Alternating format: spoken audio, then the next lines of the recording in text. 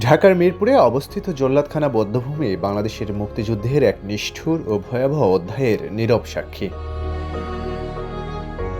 ১৯৭১ সালে পাকিস্তানি হানাদার বাহিনী ও তাদের দোসররা এই স্থানকে ব্যবহার করেছিল পরিকল্পিত গণহত্যার কেন্দ্র হিসেবে। চোখ বেঁধে হাত পেছনে বাঁধা অসংখ্য নিরীহ মানুষকে এখানে এনে নির্মমভাবে হত্যা করা হয়। স্বাধীনতার স্বপ্নে বিশ্বাসী মানুষদের রক্তে এই মাটি একদিন লাল হয়ে উঠেছিল। জল্লাদখানা বধ্যভূমি আজ গণহত্যার প্রতীক।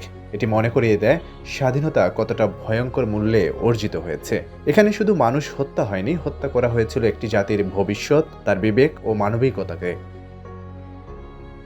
এই স্থান বহন করে নিষ্ঠুরতার পরিচয়, আবার একই সঙ্গে প্রতিরোধ ও আত্মত্যাগের শক্ত বার্তাও দেয়। নীরব এই বধ্যভূমি সাক্ষ্য দেয় যুদ্ধাপরাধ, মানবতা বিরোধী অপরাধ এবং ইতিহাসের সেই অন্ধকার অধ্যায়ের যা কোনোদিন ভুলে যাওয়ার নয়। কিন্তু জুলাই গণঅভ্যুত্থানের পর দর্শনার্থীরাও এখানে কম আসে, এমনকি এখানকার দায়িত্ব পালনকারীরাও ঠিকমতো বেতন পান না।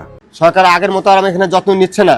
এখন যত্ন আমাদের এটা অনেক অকেজ হয়ে গেছে, প্রায় অকেজ হয়ে গেছে। দেখশুনে কোনো লোক নাই, লোক থাকেও নাই।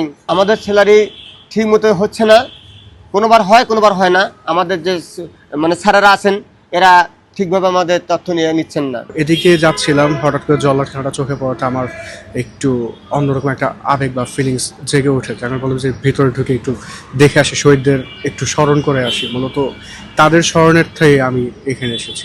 আজকে 14 ডিসেম্বর, শহীদদের প্রতি আকর্ষণ জানাতে আমরা এখানে এসেছি। দেখে নিলাম কিছু আমাদের শহীদদের প্রতি কতটুকু আকর্ষণীয় জায়গা আছে, এটা এখানে ধরে রেখেছে। স্বাধীনতার পর দীর্ঘদিন এই স্থানটি অবহেলিত ছিল। পরে শহীদদের স্মৃতি সংরক্ষণে গড়ে তোলা হয় জল্লাদখানা বধ্যভূমি স্মৃতিসৌধ ও জাদুঘর। বর্তমানে এখানে রয়েছে স্মৃতিস্তম্ভ, সংরক্ষিত কবর, একটি জাদুঘর ও গণহত্যার আলামত।